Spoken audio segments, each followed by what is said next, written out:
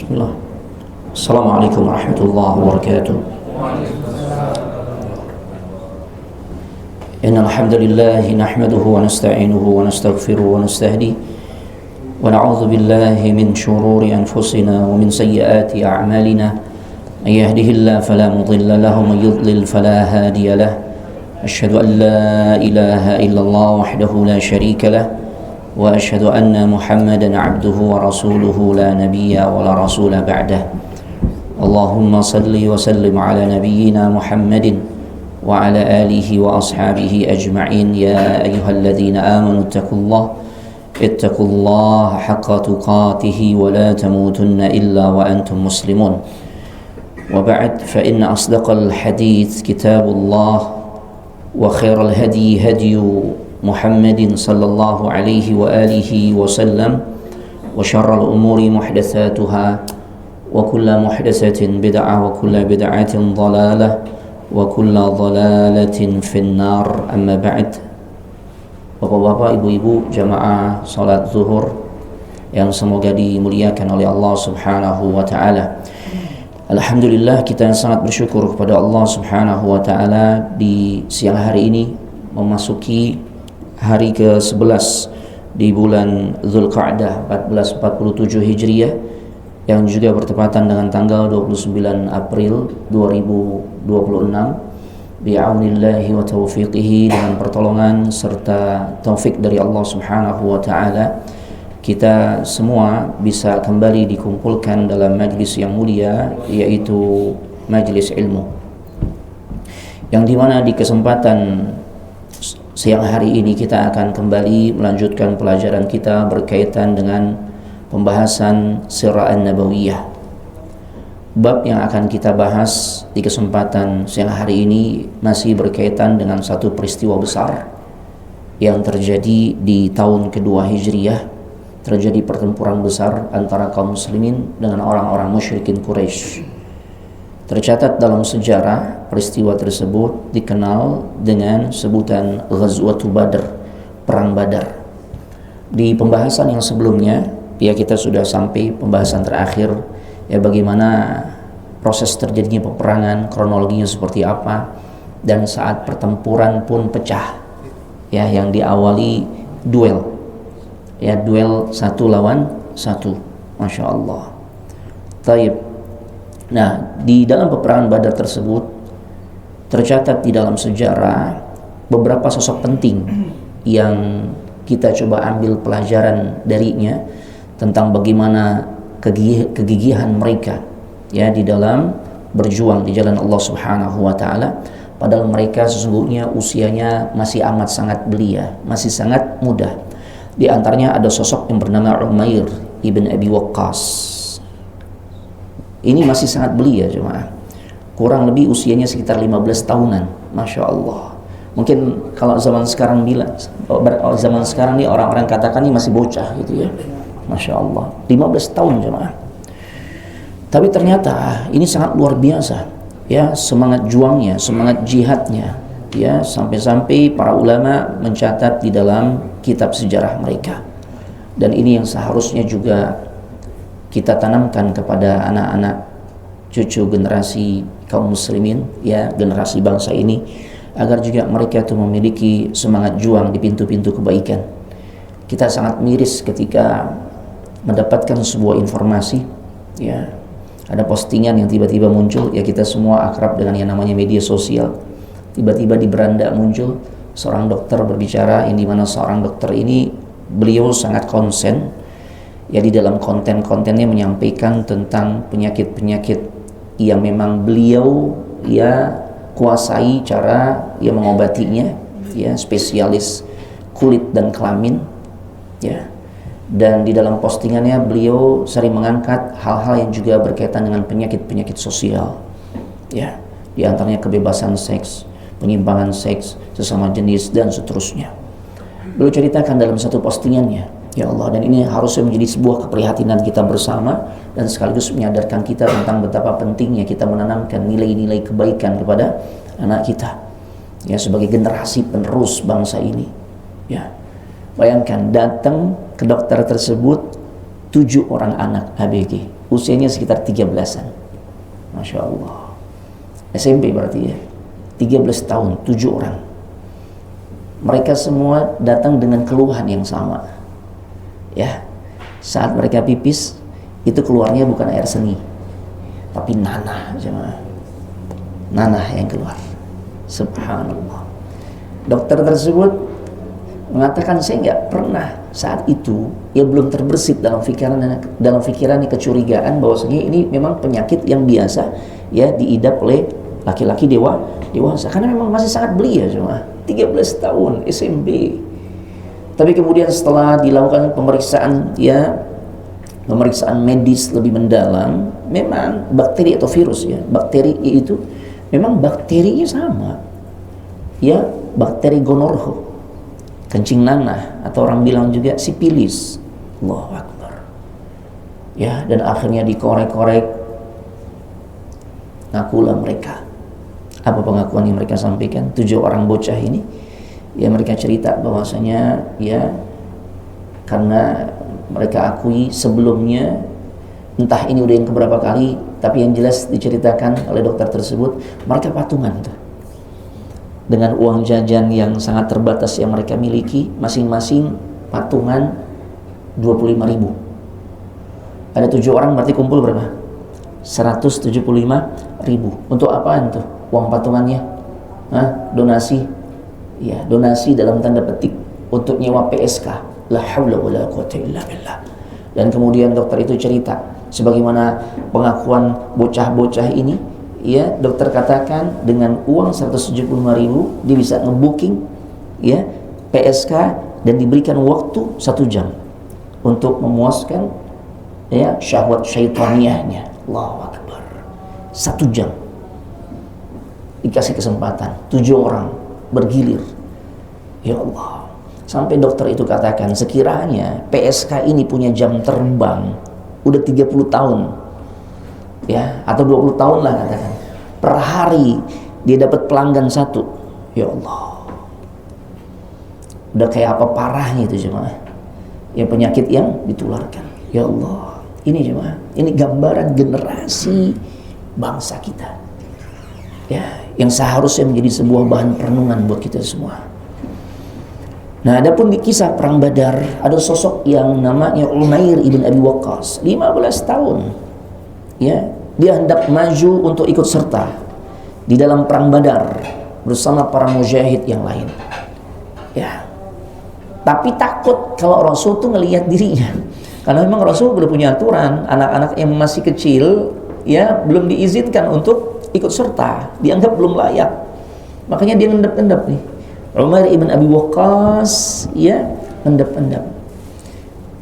Connect gak jemaah? Umair ibn Abi Waqqas nih saudaranya siapa? Sa'ad. Ada sahabat juga kan namanya Sa'ad ibn Abi Waqqas, adiknya nih. Memang nih keluarga luar biasa jemaah. Kita tahu abangnya itu Sa'ad ibn Abi Waqqas termasuk salah satu di antara 10 sahabat yang dalam satu kesempatan Nabi absen tuh, disebutkan namanya ya, satu persatu ada 10 yang masuk surga, dijamin surga dalam satu kesempatan Nabi sebutkan ya, tersebut nama Sa'ad ibn Abi Waqqas. Nah, adiknya itu Umair. Luar biasa ya, karena nggak bisa menghindar dari pengawasan Nabi ya, akhirnya diperintahkan untuk pulang. Ya Allah ya, taib ya, diawali dia ngendap-ngendap, kemudian ketahuan oleh abangnya, mau ngapain anda ya, kenapa ngumpet-ngumpet? Kata Umair, aku khawatir kalau Rasul melihat diriku maka beliau tidak akan mempersilahkan diriku untuk ikut berperang. Ya Allah, taib.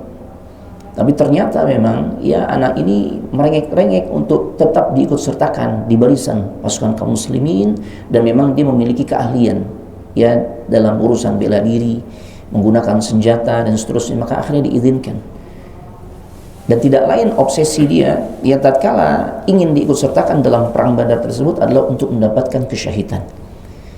Ya. Dan pada akhirnya Allah pun wujudkan apa yang menjadi impiannya. Beliau menjadi salah satu ya yang mendapatkan kesyahidannya. Ya, sosok pemuda yang namanya Umair ibn Abi Waqqas. Luar biasa. karena kejujuran niatnya benar-benar ingin mendapatkan kesyahidan, Allah wujudkan. Makanya Nabi sallallahu alaihi wasallam pernah mengatakan intasduqillah yasduqka. Jika engkau jujur dengan niat-niat baik yang kau hendak akan lakukan, maka Allah akan wujudkan niat baikmu tersebut. Masya Allah. Ya, ini luar biasa jemaah. Begitu pula Sa'ad ibn Khaythamah dan juga ayahnya sebelum keberangkatan menuju Badr. Ya, Sa'ad pengen banget tuh dan ayahnya untuk ikut serta bersama Nabi sallallahu alaihi wasallam bersama 300-an kaum muslimin. Namun ya kondisi keluarganya dijelaskan oleh para ulama sejarah, beliau memiliki banyak anak perempuan. Ya, otomatis salah seorang dari mereka harus tetap stay. Nggak bisa semuanya ikut. Walaupun keduanya punya keinginan kuat untuk membersamai Nabi sallallahu alaihi wasallam. Ya, bersama kaum muslimin di perang Badar. Ya, akhirnya salah satu di antara mereka nggak ada yang mau ngalah. Siapa yang harus balik pulang ke rumahnya untuk ngejagain saudara perempuannya atau anak-anak perempuannya. Masya Allah. Akhirnya dilakukanlah qur'ah. Apa qur'ah cuma? Undian. Ya, ternyata yang keluar namanya adalah Sa'ad ibn Khaythamah. Ya. Berarti anaknya atau bapaknya? Anaknya si Sa'ad. Bapaknya Khaythamah, yang namanya Khaythamah harus balik pulang. Akhirnya Khaythamah berkata kepada putranya, ya, engkau aja yang tinggal bersama saudari-saudarimu, aku yang berperang bersama Nabi dan juga kaum muslimin lainnya. Masya Allah. Gimana jawaban Sa'ad? Gimana kalau kondisinya ya itu terjadi pada diri kita jemaah? Kita disuruh pulang. Kalau kita gimana? Pulang ya? Oh, alhamdulillah pulang. Masya Allah. Ya, kita lihat bagaimana jawaban Sa'ad ibn Khaythamah. Beliau memberikan sebuah jawaban yang dimana jawaban tersebut menjadi sebab pasukan kaum muslimin diantaranya meraih kemenangan karena sebab ya jawaban beliau. Dengan penuh santun dia berkata kepada ayahnya, wahai ayahku, seandainya ini bukan urusan surga, pasti aku udah berikan kesempatan ini untuk dirimu. Artinya apa? Belum nggak mau memberikan kesempatan emas itu kepada ayahnya. Karena kalau orang sudah berada di medan jihad, maka ya yang Allah siapkan bagi para mujahid itu adalah balasan surga. Makanya beliau katakan, dan semangat inilah yang dimiliki oleh semua pasukan Badar. Allahu Akbar. Makanya beliau mengatakan, wahai ayahku, seandainya ini bukan urusan surga, aku akan serahkan kesempatan ini kepada dirimu. Cuma ini masalah urusan surga, wahai ayahku. Masya Allah. Ya, walaupun pertaruhannya nyawa, ya udah ayah aja yang pulang. Ya, saya yang tetap berangkat. Allahu Akbar. Dan pada akhirnya Allah pun kembali mewujudkan kejujuran niatnya. Ya, beliau bertempur ya dengan penuh gagah berani dan pada akhirnya mendapatkan kesyahidannya. Allahu Akbar. Ini luar biasa semua.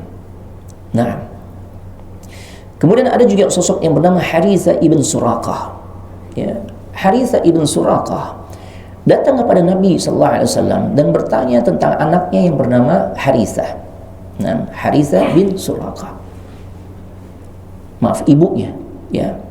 Ibunya Harithah bin Suraqah datang kepada Nabi sallallahu alaihi wasallam dan bertanya tentang ya anaknya yang bernama Harithah bin Suraqah. Apa yang dia tanyakan? Ya, ibunya Harithah berkata, apakah putraku gugur sebagai syahid di medan perang? Ini ketika udah balik, udah selesai perang Badar. Ya, taib. Perlu kita ketahui, Harithah juga termasuk ya seorang pemuda yang masih muda belia, cuma ini ABG juga nih.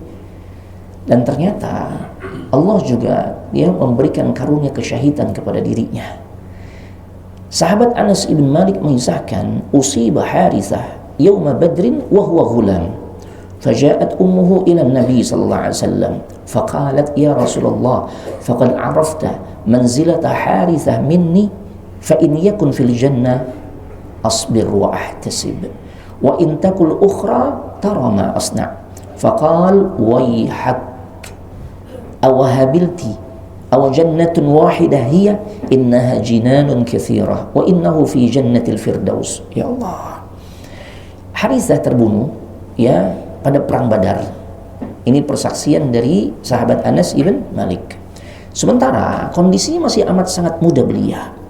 Maka ibunya datang kepada Nabi sallallahu alaihi wasallam dan bertanya, "Wahai Rasulullah, sungguh engkau tahu bagaimana kedudukan Harithah di sisiku.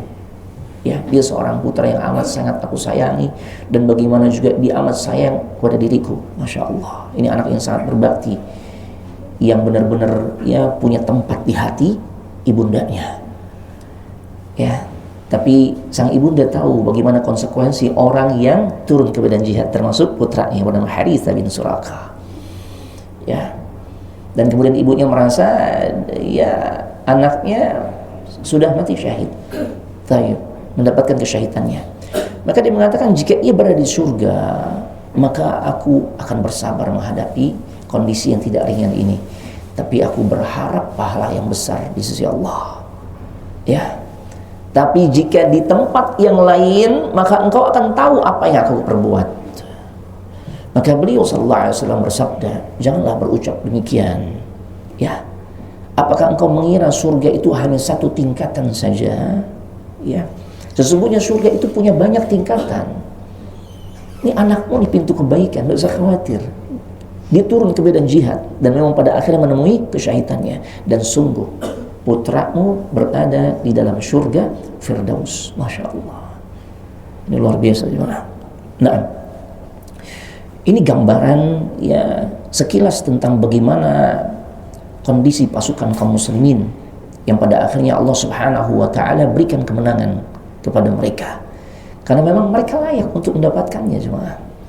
Ya, yuk kita belajar bagaimana sifat pasukan perang Badar dan semangat mereka di dalam menggapai surganya Allah Subhanahu wa taala. Ya. Jadi banyak sekali sifat-sifat terpuji yang memang diperlihatkan oleh pasukan kaum muslimin di perang Badar jemaah. Makanya peristiwa perang ini nih luar biasa jemaah. Ya, syarat dengan nilai-nilai kehidupan. Nah, dan sifat paling utamanya adalah mereka merupakan pasukan perang yang memang memiliki tingkat keimanan yang sangat kokoh. Jadi kalau satu iming-iming tersampaikan kepada mereka, maka itulah yang menjadi energi ya, yang menjadikan mereka nggak terbendung untuk turun ke medan jihad dengan menunjukkan keberanian yang sangat luar biasa. Karena keberanian yang mereka tunjukkan itu hakikatnya upaya mereka untuk mendapatkan kesyahidan, otomatis untuk mendapatkan surganya Allah Subhanahu wa taala. Tanpa keimanan nggak bisa seorang ya menunjukkan hal-hal seperti itu jemaah. Dan tanpa keimanan tidak akan mungkin Allah Subhanahu wa taala memberikan kemenangan. Terlebih secara kalkulasi matematika, ya perbandingan jumlah pasukan Badar yang Nabi siapkan dengan pasukan musuh kan nggak berimbang. 300-an lawan 1000 pasukan. Ya, luar biasa. Tapi model keimanan jemaah yang sehingga pada akhirnya mereka layak untuk Allah karuniakan kemenangan. Ya, di bidang apapun sepatutnya memang iman tetap melekat pada diri kita jemaah. Mau kita sedang menghadapi kondisi ujian mungkin lewat pekerjaan kita, lewat ya urusan rumah tangga kita atau hal-hal lainnya, maka jangan pernah lepaskan nilai-nilai keimanan jemaah. Ya Allah.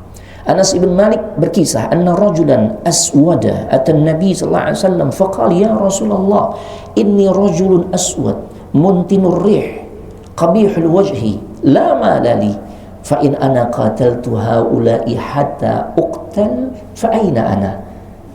Satu ketika ada seorang yang berkulit hitam, biasanya budak kalau kondisi kayak gini ya. Nah, dia datang kepada Nabi sallallahu alaihi wasallam dan kemudian keluar statement dari lisannya, ya Rasulullah, aku lelaki kulit hitam. Sampai beliau ngaku, bauku nggak sedap, gitu ya. Wajahku pun nggak ganteng, ya jelek gitu ya, dan tidak memiliki harta sama sekali. Kalau aku bertempur melawan mereka hingga aku terbunuh, di mana tempatku kelak ya Rasul? Ya. Maka Rasulullah SAW mengatakan fil jannah, tentu tempatmu adalah di surga. Ya, maka ketika Nabi menyampaikan jawaban tersebut, ya, tanpa basa-basi lagi, ya, dia langsung terjun ke medan jihad dan berperang dengan penuh gagah berani sampai kemudian terbunuh mendapatkan kesyahidannya. Allahu Akbar. Dan kemudian Nabi sallallahu alaihi wasallam dalam riwayat ini, ya, dijelaskan fa'atahu Nabi sallallahu alaihi wasallam, Nabi mendatangi jasadnya, ya, orang kulit hitam ini. Faqal, dan Nabi sallallahu alaihi wasallam mengatakan di hadapan orang-orang yang saat itu masih hidup, qad bayyadallahu wajhak wa tayyaba rihak wa aktsara malak. Ya Allah, kata Rasulullah SAW, ya, tatkala di hadapannya sudah terbujur kaku, ya, sosok sahabat berkulit hitam yang tadi mengatakan, ya Rasul, aku lelaki kulit hitam, bauku juga nggak enak, wajahku juga nggak ganteng gitu ya, aku nggak punya uang, nggak punya banyak harta. Kalau aku terbunuh di peperangan ini, apa yang aku dapatkan? Tempatku di mana? Maka Rasul katakan di surga. Ya, dan ternyata beliau terbunuh mendapatkan kesyahidannya. Ketika jasadnya terbujur kaku, Nabi dekati, apa yang Nabi katakan? Ya, wa qad bayyadallahu wajhak, Allah telah memutihkan wajahmu.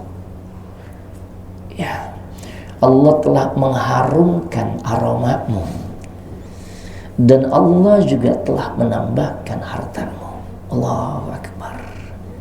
Ini jemaah, artinya Allah Subhanahu wa ta'ala yang maha baik dan maha segala-galanya tidak akan pernah menyia-nyiakan pengorbanan yang ditunjukkan oleh setiap hambanya di pintu-pintu kebaikan, apalagi sampai mempertaruhkan nyawa. Ini jemaah, kehidupan yang kita jalani juga nggak lepas dari namanya ujian, sesuai dengan apa yang kita jalani masing-masing. Di balik ujian itu, ya, Allah menyediakan ganjaran yang tidak kecil, jemaah. Semakin berat ujian kita, maka semakin besar pula ganjaran pahala yang Allah Subhanahu wa ta'ala siapkan untuk kita dapatkan. Ya, inna 'idhamal jazaa ma'a 'idhamil bala. Sesungguhnya besarnya balasan yang kita terima berbanding lurus dengan besarnya atau beratnya ujian yang kita rasakan. Ini yang seharusnya, ya, menjadi prinsip yang kita pegang teguh agar kita bisa selalu siap menghadapi beragam macam ujian di dalam kehidupan kita. Karena seringkali lewat ujian, kalau seseorang cara pandangnya keliru, yang muncul adalah suuzon sama Allah, nyalain Allah, kan gitu ya. Udah hijrah begini-gini amat sih hidup ya. Itu belum hijrah, sholat kagak tuh. Iya, iya kan? Iya kaya kan gitu kan, hidupnya enak banget ya. Coba yang pertama perlu diketahui bahwasanya ujian dari Allah tidak hanya dengan, ya, bentuknya sesuatu yang tidak mengenakan, jemaah. Sesuatu kenyamanan, fasilitas, ya, kehidupan, kemudian segala bentuk kelezatan itu juga bentuk ujian. Makanya Allah Subhanahu wa ta'ala mengatakan wa nabluukum bisyarri wal khairi fitnah, dan kami uji kalian, ya, dengan apa? Dengan segala bentuk sesuatu yang sifatnya keburukan maupun kebaikan, jemaah. Siapa bilang tuh orang-orang yang katakan berlimpah, ya, harta yang dia miliki itu orang yang, ya, bayangan kita tuh selalu enak? Enggak, itu juga ujian. Karena terlalu banyak Allah sudah perlihatkan kepada kita orang-orang yang diberikan, dikaruniakan, ya, keberlimpahan harta, tapi ternyata tidak bisa mempertahankan keimanannya, tidak bisa menunjukkan rasa syukurnya. Makanya kan ketika Nabi Sulaiman diberikan karunia yang dimana Allah nggak pernah berikan kecuali pada dirinya saja. Loh iya, diangkat menjadi seorang nabi, sekaligus juga raja. Kemudian diberikan ilmu yang keilmuannya itu nggak dimiliki oleh orang-orang zaman sekarang atau siapapun nggak punya, ya, keilmuan sebagaimana yang dimiliki oleh Nabi Sulaiman. Ya, karena beliau Allah karuniakan mampu memahami bahasa binatang sekalipun. Benar-benar mampu memahami bahasa binatang, bukan ngarang-ngarang seperti orang zaman sekarang. yang dakwahnya isinya bahasa semut lah, bahasa cacing, yang begitu. Bukan. Maqali la haula wala quwwata illa billah. Kadang anak berpikir nih, subhanallahil azim, ini ada apa? MUI sudah memfatwakan kesesatan dirinya. Iya kan? Ada apa? Tapi justru mendapatkan penghargaan, subhanallahil azim. Dan yang lebih nggak bisa kita berpikir secara sehat, ini apa sebenarnya? Ya, bayangkan, sudah sebegitu ngaconya, tapi ternyata pengikutnya pun banyak, siapa? Dan ternyata dalam satu postingan, ya dia sendiri mengakui gila berapa tahun tuh. Nah, ini kalau kondisi seperti itu, mana yang lebih gila? Antara dirinya atau pengikutnya? Ini yang nggak habis pikir, siapa? Baik, kita nggak ke situ ya. Gitu.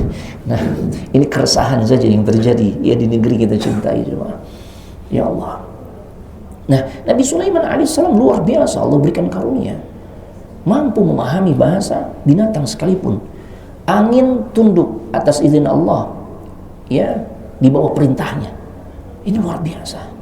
Tapi tatkala beliau menyadari nikmat-nikmat yang Allah berikan begitu amat sangat spesial, prestisius, mahal, istimewa, apa ungkapan yang beliau sampaikan lewat lisannya? Qala hadza min fadli rabbi. Ini semua adalah karunia dari Allah kepada diriku. Liyabluwani. Di mana karunia-karunia yang sangat mahal ini, yang sangat spesial, itu adalah cara Allah menguji diriku. Aashkuru am akfur? Apakah nanti aku bisa menunjukkan rasa syukur yang benar atau justru kufur? Itu cuma. Dari sini kan menjadi faham, ujian itu tidak serta-merta bentuknya hanya hal-hal yang tidak mengenakan. Hal-hal yang mengenakan pun itu merupakan ujian dari Allah Subhanahu wa taala. Baik. Kita kembali ke kisah perang Badar.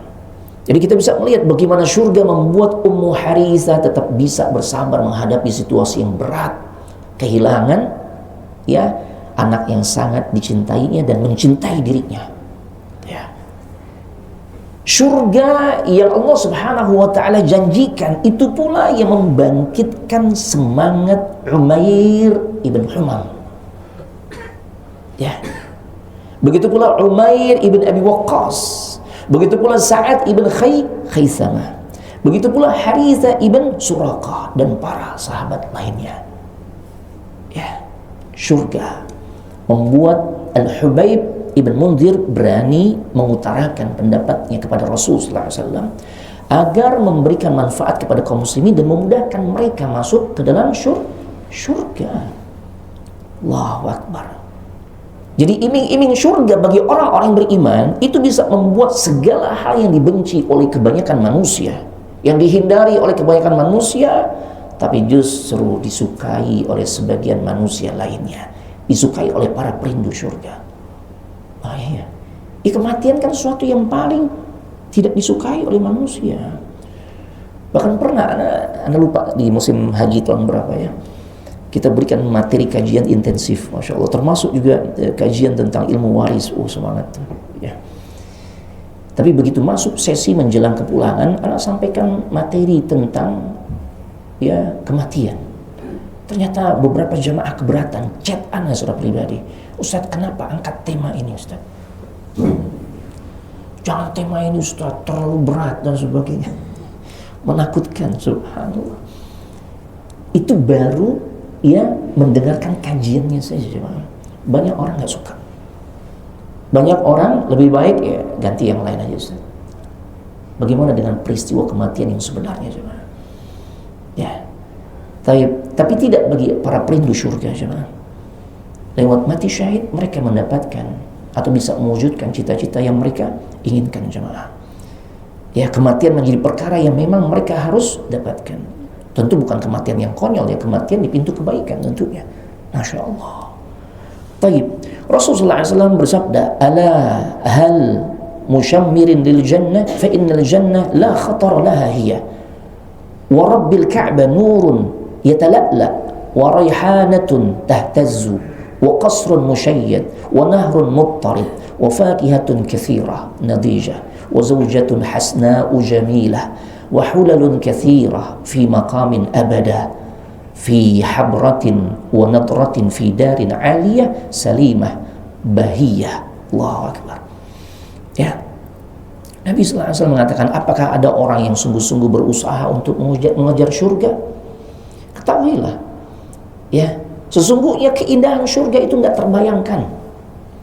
Demi Rabbnya Ka'bah, artinya Nabi bersumpah atas nama Allah Subhanahu wa Ta'ala, surga itu adalah cahaya yang berkilau. Ya, jemaah, kadang-kala kita disajikan ya sesuatu yang membuat kita tuh senang lihatnya, di antara berupa cahaya ya. Tempat-tempat wisata kan menyajikan hal-hal seperti itu. Ya, segala sesuatu yang membuat kita di dunia merasakan nikmat, merasakan senang, maka pastinya semua pun akan ada di surga. Sebagaimana ibu-ibu senang nggak kalau bisa shopping? Atau shopping ini aktivitas yang disenangi ibu-ibu ya? Pasti kan gitu. Memang kita juga senang, cuma kebanyakan ibu-ibu pasti jauh lebih senang gitu ya. Nah, taib. Di surga Allah juga sediakan fasilitas untuk shopping. Jadi jangan khawatir ibu-ibu ya. Di surga ada momen shopping. Di hari apa?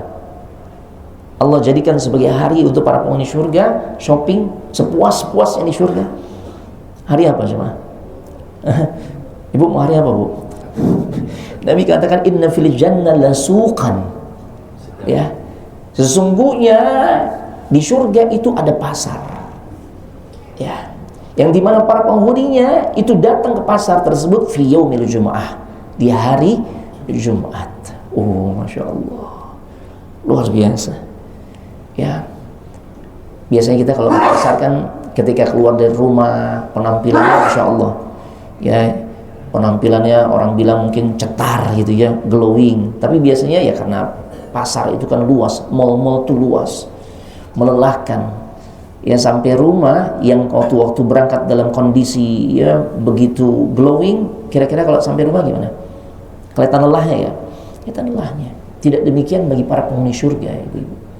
Penghuni surga baik dia laki-laki ataupun perempuan saat ke pasar di hari Jumat, kemudian kembali ke istananya, bertemu dengan keluarganya, apa yang terjadi? Ya, maka bertambahlah asyadda husnan wa jamalan. Bertambah kegantengannya yang laki-laki ketika pulang ya, selesai shopping dari pasar, yang perempuan semakin cantik. Allahu Akbar. Apa sebabnya? Apa karena nyalon dulu gitu ya? Nah, dalam riwayat yang lain Nabi katakan mereka merasakan hembusan angin, yang dengan angin tersebut Allah jadikan membuat kondisi mereka menjadi lebih ganteng dan jadi lebih cantik. Allahu Akbar.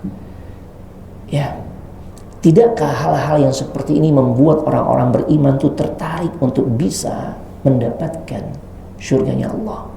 Tentunya sangat tertarik. Ya, makanya itulah yang ditunjukkan oleh ya kaum muslimin, para sahabat. Ya, walaupun nyawa mereka harus pertaruhkan, tidak jadi masalah. Ya, karena mereka tahu kehidupan di dunia dengan segala kenikmatannya itu sangat terbatas. Allah sudah menegaskan wa mal hayatud dunya illa mata'ul ghurur. Di dunia ini banyak perhiasan, banyak kenikmatan, akan tetapi sifat kenikmatannya ghurur. Ya. Kita dapat pasangan hidup yang cantik, atau yang perempuan dapat pasangan hidup yang ganteng. Apakah terus-menerus ya pasangan hidup yang cantik dan yang ganteng ini menyenangkan hati kita? Tidak. Ya. Nah, kan tidak cuma. Ya, karena ghurur, sifatnya seperti itu, menipu. Ya, sifatnya sementara. Nah, cara mendapatkannya luar biasa, effort yang harus kita tunjukkan. Tapi begitu dapat, kadangkala belum lama menikmati, maka selesailah. Kan gitu ya. Coba bayangkan kita yang bertahun-tahun ingin mendapatkan atau membuat rumah kita tuh senyaman seperti kamar hotel, dengan spring bednya yang empuk, dengan hembusan AC yang sejuk, kan gitu ya. Masya Allah, kita nabung, Masya Allah. Kemudian kita mulai browsing dan sebagainya, gimana ntar desain interior dan sebagainya. Ketika Allah sudah berikan kecukupan untuk kita mewujudkan impian kita tersebut, setelah belasan atau puluhan tahun kita berjuang, baru 6 bulan kita menikmati fasilitas kamar yang spring bednya empuk, Kemudian apa lagi? AC-nya sejuk, ternyata mulailah batuk-batuk. Datang ke internis. Ini kok nggak sembuh-sembuh hampir 2 bulan. Ternyata begitu cek darah, ronsen dan sebagainya, apa kata dokter internis? Waduh, ya kena paru-paru basah. Tidurnya jangan pakai AC. Itu baru 6 bulan Pak. Ganti kipas. Bermasalah lagi gitu kan. Apa selesai? Enggak. Ya ternyata ya kadang duduk juga berada pada posisi nggak nyaman, miring kanan, miring kiri, datang ke ortopedi. Dokter ortopedi katakan, oh kena lumbal sekian. Terus terapinya apa dok? Tidurnya harus di tempat yang keras.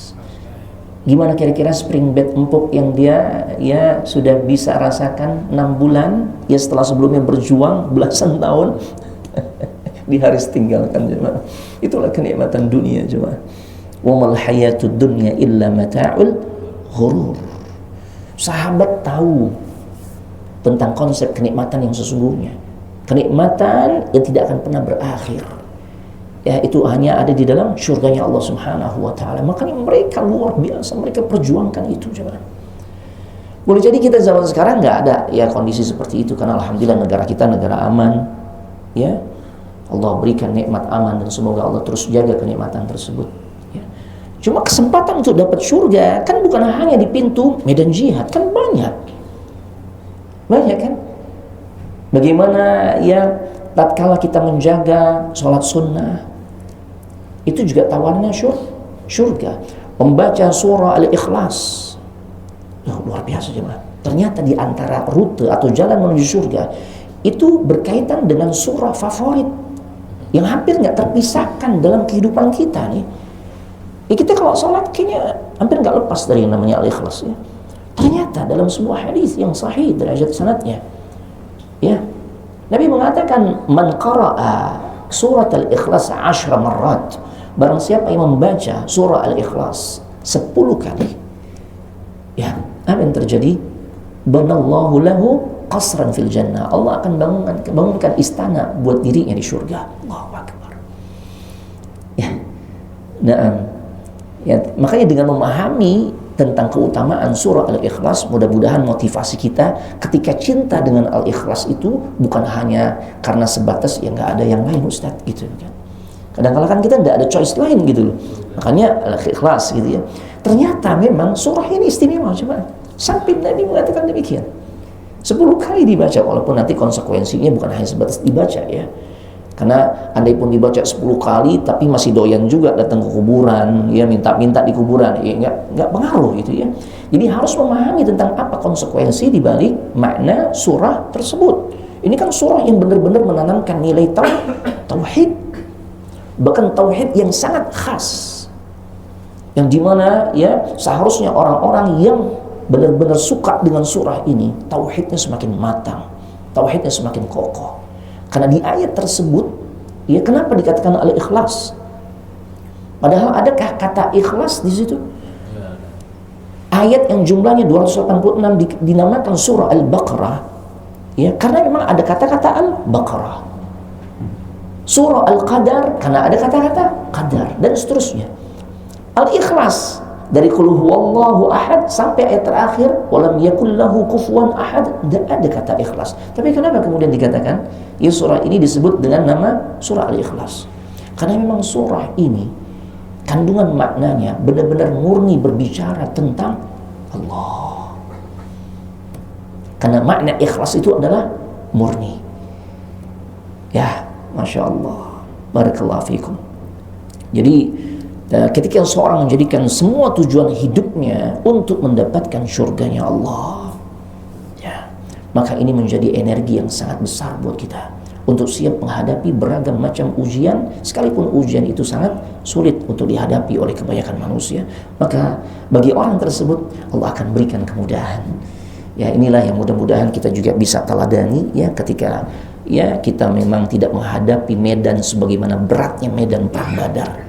Tapi sesungguhnya setiap manusia diberikan ujian sesuai dengan kiprah di mana dia berada di situ, sesuai dengan ya bidang-bidang yang dia tekuni.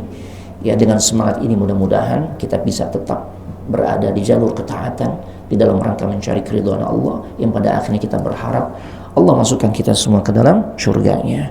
Karena waktu sempit ya. Nah, sudah mepet. Mohon maaf sekiranya banyak khilaf.